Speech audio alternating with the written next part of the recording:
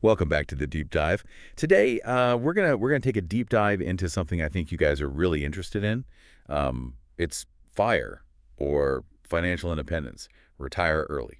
Yeah, and you've sent us like a really interesting mix of stuff to work with. We've got an article from FinShots and even an excerpt from Nick McGilly, the wealth manager. It seems like you really want to get past like the hype and understand what FIRE actually means in practice. Exactly, and not just like the how-to of FIRE, but the why as well. Yeah, the motivation behind it. Yeah, FinShots even had a story about a FIRE blogger um, who had to go back to work after 5 years.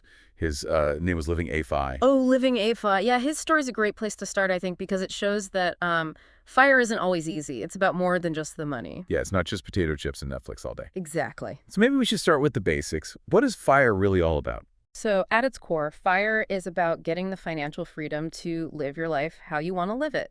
Having the flexibility to choose what you do with your time, whether that's pursuing passions, traveling, or even just like not working a normal 9 to 5 job anymore. Okay, so it's not necessarily about like retiring early in the traditional sense, but more about just having the freedom to choose. Right, Hmm. exactly. Having control over your own time. Okay, I like that. Oh, Now, FinShots talked about two main approaches to FIRE: the extreme savers and folks with a balanced approach. right. So, extreme savers, they're all about saving and investing as much as they can to reach FIRE as fast as possible. And they're often making like big sacrifices to their lifestyle right now to do that. Then you have the balanced approach folks. They're trying to, find that sweet spot, enjoying life now while still saving for the future. Yeah, yeah, it makes sense. It's almost like a sprint versus a marathon. Both get you to the same place, Mm. but different speeds. Exactly. It's about finding the pace that works for you. Okay. Now, how do you figure out like how much money you actually need to hit FIRE? Right. That's where this thing called your FIRE number comes in. It's the amount of money you need invested to be able to cover all your expenses without having to work. So basically, you're living off the returns from your investments. Okay. FinShots mentioned this rule of 25, Oh, yeah, the rule of 25. where you multiply your annual expenses by 25, and that gives you your target. Yeah, it's a good starting point. They gave this example of someone who spends 1 lakh per month. Right, so that's 12 lakhs a year. Multiply that by 25, and you get a FIRE number of 3 crore. Okay, so 3 crore. And I guess the idea is that, your investments are earning returns that are higher than inflation. Yeah, exactly. Ideally, your investments are growing faster than the cost of living is increasing, so you can live off those returns without eating into the principal. So you hit that Eurocore target, you're like hands off, right? You're just living off those sweet, sweet returns. In theory, yes.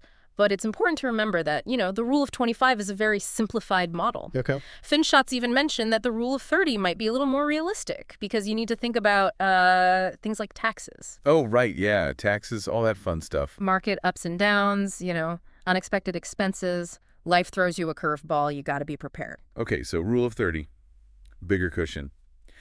But even then, that FIRE number is just like covering the bare essentials, right? Yeah, pretty much. It's like your baseline. You need to think about other stuff you might want, like travel, buying a house, or those unexpected medical bills. Right. It's like you need your FIRE number plus a life happens fund on top of that. Yes, exactly, exactly.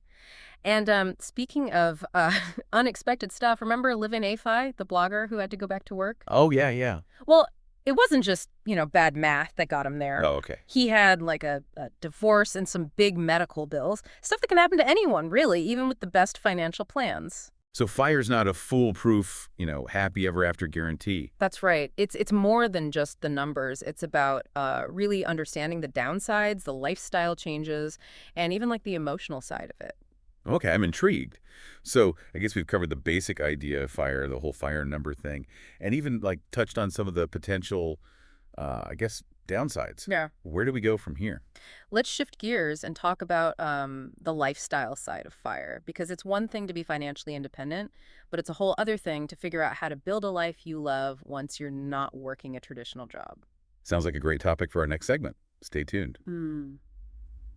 Welcome back to the deep dive. Before the break, we were talking about the lifestyle side of FIRE. It's almost like getting to that magic FIRE number is just the first step. Yeah, it's kind of like, you can have all the money in the world, but if you haven't figured out what you really enjoy doing, what really gives you a sense of purpose, well, early retirement could end up feeling kind of empty. So it's about more than just escaping the 9 to 5 grind. You got to have something to replace it with something that's equally, if not more fulfilling. Exactly, and that's what makes it so interesting. It's such a personal journey, you know?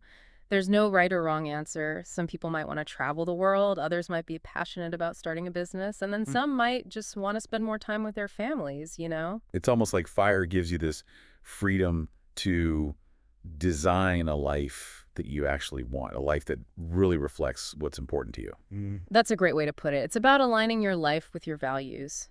And that brings us to the emotional preparation, because remember living Afi, the blogger, who had to go back to work. Well, one of the things that happened was he and his partner weren't really on the same page about what they wanted their life to look like after fire. Oh, right. It wasn't just about the money. It was about having different visions for their fire life. Exactly. And that's a really important point, especially if you're doing this fire thing with a partner. You got to communicate. You need to be open and honest about what you expect, what your goals are, and what you think your lives will be like together once you're both financially independent. It's almost like you need a shared vision board for your fire life. Hmm. Otherwise, you might end up going in different directions. Exactly. And then there are other things to think about too, like FOMO, the fear of missing out. That can be a real struggle for some people. Oh, yeah, I can totally see that. You're busy saving and investing while your friends are going on fancy vacations and buying expensive cars. It's easy to start comparing yourself and feeling like you're missing out. Right. And it's important to remember that everyone's journey is different. Fire isn't about depriving yourself, it's about making choices that help you reach your long-term goals. If you're really committed to fire, those short-term sacrifices will be worth it in the end. It's all a delayed gratification, right? But what about once you actually reach fire? Is there a risk of getting bored or feeling lost without a job? That's a good question, and it's a valid concern. Fire isn't a magic cure for everything. It just gives you more freedom and flexibility to create a life you love. But it's still up to you to fill that time with things that are meaningful to you. So it's not just about escaping something. It's about creating something new to take its place. You got it. And that might mean picking up hobbies you've always wanted to try, volunteering, starting a business, or just spending more quality time with the people you care about. The possibilities are really endless. It sounds like finding your fire purpose is just as important as figuring out your fire number. Absolutely. And that purpose might change over time, too. What excites you in your 30s might be different from what brings you joy in your 50s or 60s. So fire is not just about reaching the finish line. It's more like a journey of self-discovery and growth that keeps going. Exactly, and that's what makes it so exciting. Now, we've been talking a lot about the less tangible stuff, but there are also some practical things you can do, some financial tools and strategies that can help you on this path. Okay, so we've covered the why of fire, the lifestyle stuff, the emotional side of things. Now let's get into the how. Sounds like a perfect way to kick off part 3 after the break. Welcome back to the deep dive.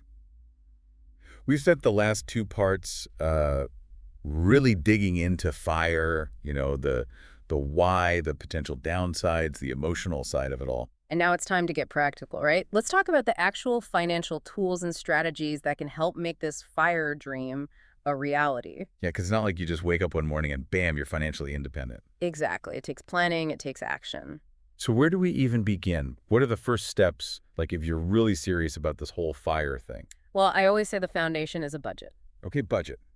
Back to basics. It sounds simple, but you'd be surprised how many people don't actually know where their money's going. Yeah, it's easy to lose track. Right, so you need to track your spending, figure out where it's all going, and then you can start to see, okay, where can I save more? Maybe you're eating out more than you thought, or you've got subscriptions you don't even use. Those little things can really add up. Exactly, they do. So plug the leaks, redirect that money towards your fire goals. But what about, making more money in the first place? FinShots talked about getting a raise or a side hustle. Yeah, those are good options, but think bigger, A side hustle with real earning potential. Maybe freelance consulting, online courses, even building an online business. Multiple streams of income all flowing into your fire pool. I like that analogy. But it's not just about saving, right? You got to invest that money. Exactly. Investing is key for fire because that's how you get compounding working for you, earning returns on your returns. It's like a snowball effect, right? Exactly. The longer you're invested, the more that snowball grows. Time is money, as they say. Absolutely. But the investing world can be intimidating, especially if you're just starting out. Yeah, for sure. There are definitely some strategies that work well for fire, though. One popular one is investing in low-cost index funds. Okay, index funds. Tell me more. So instead of trying to pick individual stocks, you're basically investing in the whole market. And they tend to have really low fees, which is important. So more of a long-term set it and forget it kind of approach. Exactly. Makes sense for fire. And then you have real estate. Rental properties, they can give you passive income and they can go up in value over time. Okay, so diversify. Don't put all your eggs in one basket. FinShots also mentioned risk tolerance. What's that all about? Risk tolerance is basically how comfortable are you with the idea of losing some money in the short term in exchange for potentially bigger gains in the long term. Got it. So someone younger with more time to recover from losses might be okay with riskier investments. Someone closer to retirement might want something more stable, even if the returns are a bit lower. Right, right. It's all about finding that balance. Exactly. And of course, it never hurts to talk to a financial advisor, get some personalized advice. So we've talked about budgeting, earning more, investing wisely, understanding risk, and even touched on different investment options like index funds and real estate. What's the big takeaway here for our listeners who are thinking about FIRE? The key takeaway is that fire is doable. It's not some fantasy, but it does require commitment, planning, and being willing to learn. It's a marathon, not a sprint. That's the perfect analogy. And fire is not just about the destination, it's about the journey. It's about taking control of your finances, designing a life that you actually want, a life that gives you the freedom to do the things you love. I love that. So for everyone out there exploring FIRE, dive into that FinShot spreadsheet, do some soul searching, explore those investment options. Don't be afraid to ask for help if you need it. And most importantly, enjoy the process. It's your life, your journey. Make it amazing. Couldn't have said it better myself. And as you go on this journey, think about how fire might impact your relationships. How will you stay connected with people once you step away from the traditional work world? It's an exciting path for sure, but it's also a very personal one. So take your time, plan it out, and make it your own. Great food for thought. And that's a wrap for our deep dive into FIRE. We'll be back next week with another fascinating topic. Until then, keep diving deep.